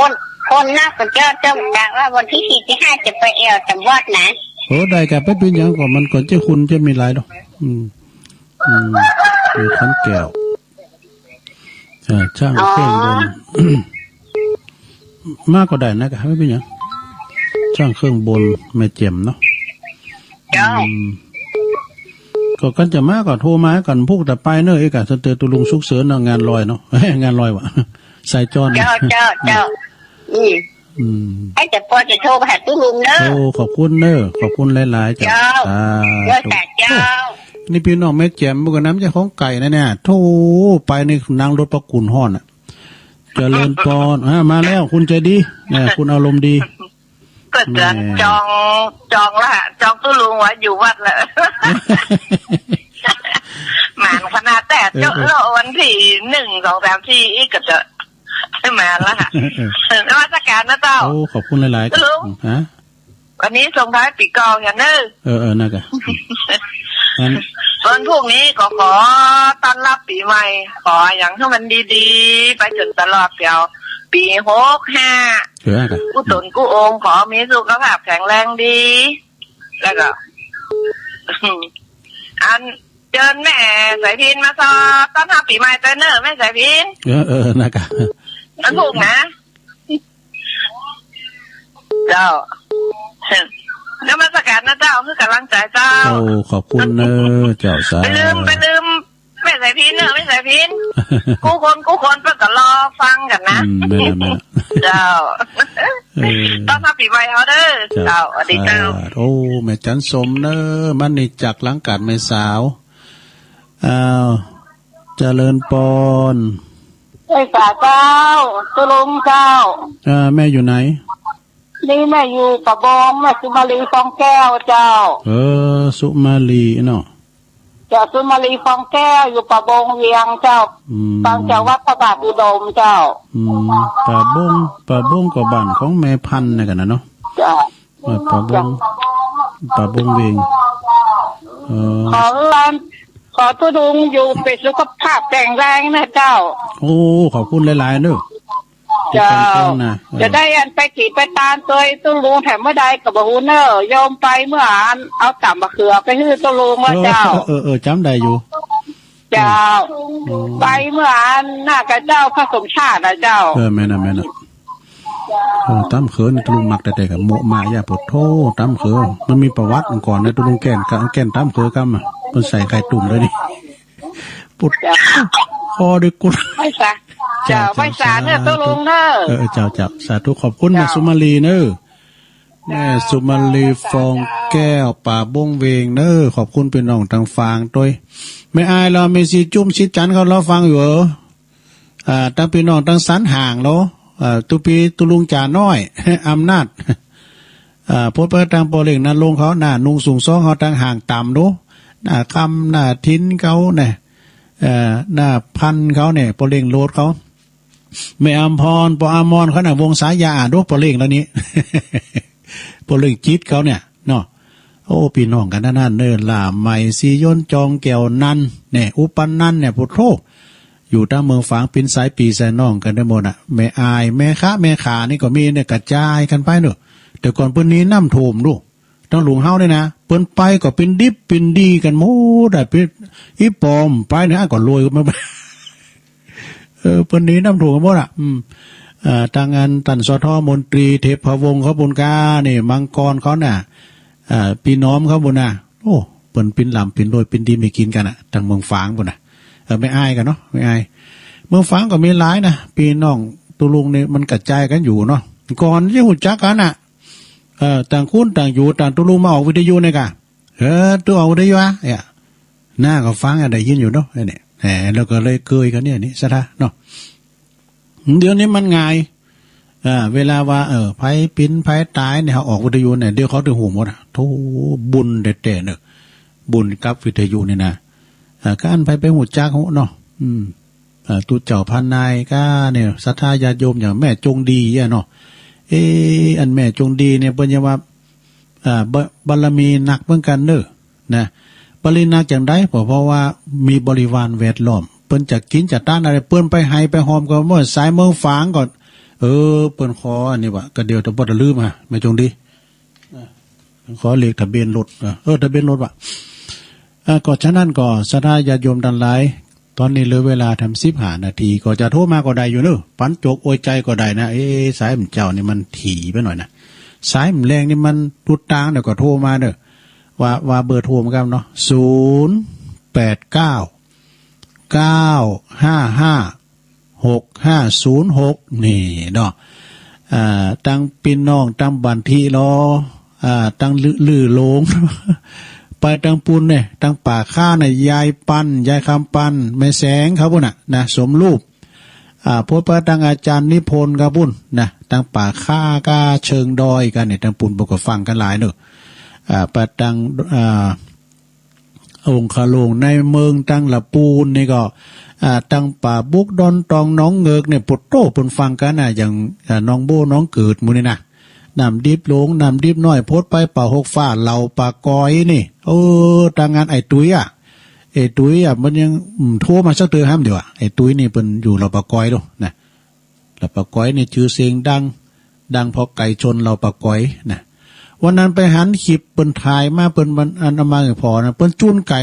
70 ล้านนะสถานญาโยมทั้งหลายกีฬาของคุณดังได้ของเศรษฐี70 ล้านนะเดิมพันเปิ้นจุนไก่กันน่ะดูเจริญปอนครับขอกราบเทพไว้สาบารมีธรรมศีลธรรมกรรมฐานท่านเจ้าด้วยความเคารพอย่างยิ่งครับท่านต่อคุณเจ้าได้ฟังน้ำฟังธรรมก่อนสิ้นปีต้นปีท่านเจ้านอกก็คือเป็นมงคลแก่ชีวิตท่านต่อคุณเจ้า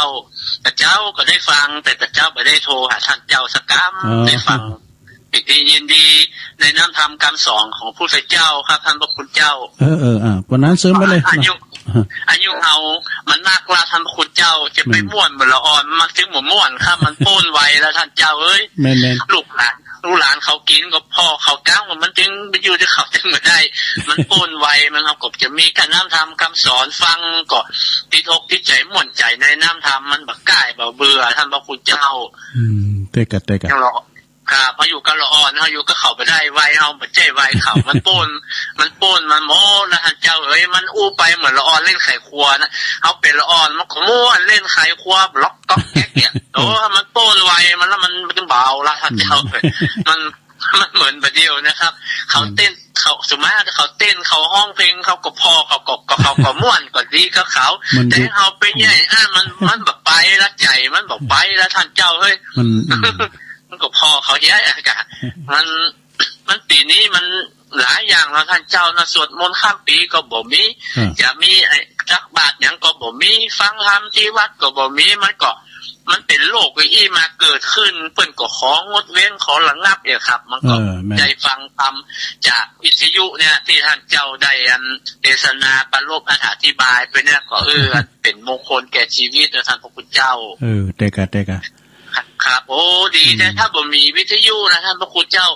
มันจะบ่ม่วนใจมันจะอยู่ไหนมันก็จะเป็นซึมเศร้าจะเหงาเพราะว่าฟังอย่างอื่นเฮามันฟังบ่ได้อย่าไปฟังเพลงอย่าฟังตลกมันก็มันม่วนใจมันไปทางนั้นแล้วท่านเจ้าแต่อันนี้ก็อาหารใจของคนเฒ่าคนแก่เนาะอินดูครับเอาชื่อเฮาเป็นที่ตั้งเฮาว่าถ้าเฮาบ่ได้ฟังนี่เรามันนี่ก็บึ้งๆบังๆเฮาก็ใครจะไปซึมเศร้ามันก็อยู่ไหนก็บ่ม่วนบางงานเลยท่านเจ้าเนาะแต่นี่น่าบุญกับบารมีของพระสงฆ์องค์เจ้าท่านพระคุณเจ้าได้แสดงธรรมปาฐกถาก็มีเทศนาปริวัติเนาะเป็นของเก่าฟังม่วนนะยอมจีนยอมใจนะท่านเจ้าเด้อฟังเพิ่นตั้งนะโมคนชิงลุงย่อๆมันถึงเนี่ยอย่างใครสวะบ่ใครตั้งฟังจนสุดกับสุดปลายนะท่านเจ้าม่วนนะฟังธรรมมันกำเมืองเนี่ยมันถึงปึ้งแต่อยู่ไหนมันถึงได้ฟังนั่งฟังธรรมนะถ้าหันสุมาถ้าหันเป็นตัวเป็นตนนี่จะตามเตียนปุจจาเลยนะเจ้าขณะได้ฟังนี่ยังม่วนใจเนาะถ้าได้หันของจริงเนี่ยได้อรรถรสหลายอย่างแล้วท่านเจ้าเนาะไม่นะครับได้อรรถรสเหมือนเขาไปฟังธรรมที่วัดน่ะอันนี้มันฟังธรรมแบบแห้งเนาะแต่คือมันเต็ม100แบบเต็มได้สัก90-80แล้วท่านเจ้าเนาะไม่นะถ้าเอาไปวัดเนี่ยมันได้เต็ม100ได้อรรถรสได้สถานที่ได้หันเป็นตนเป็นองค์หักเป็นเตะธรรมละมันอย่างมาปิติยินดีม่วนอกม่วนใจนะท่านเจ้าครับก็ขอได้ไหว้สาบารมีท่านเจ้านะครับนำธรรมคำสอนเป็นสิริมังกละไปตลอดครับไหว้สานะครับท่านเจ้าขอบคุณปนานเนอโทโรนี่ดีใจเนอปนานเปิ่นมาสรุปธรรมตัวแล้วก็มา ชื่นชมยินดีในการฟังเทศน์ฟังธรรมไหมนะโอ้ขอบคุณปนานหนักๆเด้อปนานสายันจากสารปีอย่างเนึงเนาะตีเปิ้นใดคือขอคิดมาหลายอย่างนะมีอยู่เวลาเนาะเอิ้นว่าตังปุนโดยป่าเมิดตัวเด้อตังดอยสะเก็ดป่าเมิดตังโยมสมพรเขากานี่แล้วก็อันนี้ก็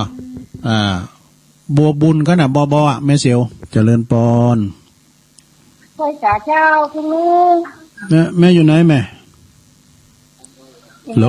แม่อยู่บ้านขุนเหลาเจ้าโอ้คุณเหลาแม่หยังนี่แม่วิไลเจ้าโอ้แม่วิไลกันได้คุณเหลาเนาะเจ้าพวกวันที่ขอบคุณพ่อมีตุลุงฮั่นตุดีมีชุดกับอายุมันยืนยาวแล้วเจ้าแกก็อย่างปีแล้วเนาะนั่นกะเก็บแฮมปีนะเป็นธรรมดาสัจธรรมเนาะอย่างปนนั้นวามเจ้านั่นเนาะมันเลยไวเข้าไปแล้วเอาก็พอละอ่อนเขาโอ้ยินดีกะลำปางกะฮะตุลุงก็ไปลำปางกะตุลุงก็ที่จะไปที่กาปุตโตหลวงพ่อก็ว่าโอ้งานเฮามีวัดตู้เอ้ยเฮาก็ไปกันไปก็ไปดีปุตโตคุณติ๋มวัดนี่แล้วเฮาอยู่นี่เนาะผู้ในปุตโตก็นั่นตำรวจชั้นผู้ใหญ่เนี่ยเนาะปัจจุบันท่านในอำเภอท่านผู้กำกับแถมเนี่ยคุณโยมเชิดพงเขาเนี่ยเป็นจะมาหมดเจ้าเปิดก็มานะมาพอสถานตีนะกะก็ปีนี้มันทำหลายตัวอยู่จะได้ไปหาอยู่อาจารย์นั้นสาธิตเขานะท่านพระอาจารย์ท่านมหาสมชาติก็เนี่ยโต้หักนำใจเปิ้นท่านหาสมชาตินะทีแรกตุลุงก็จะไปธรรมญาติตาจะไปเตียวตัวหน้าก็มาติดใจที่ว่าเปิ้นไปนอนป่าแหวนี่ตุลุงก็ยังหันต้องผ่านสาธิตเลยเจ้านะกะขอบคุณแม่วิไลเนอะคุณลาวไปดังปอสงด้วยนะปอสงเนาะอยู่คุณลาวได้ปอสงแกไปวัดแม่เจดีย์คือว่าวัดแม่เจดีย์หมดเนาะคุณลาวก็ตุปีการกะคุณลาวก็ตุปีการก็ใจดีเนอะเจ้าของสถานตีเจริญปอน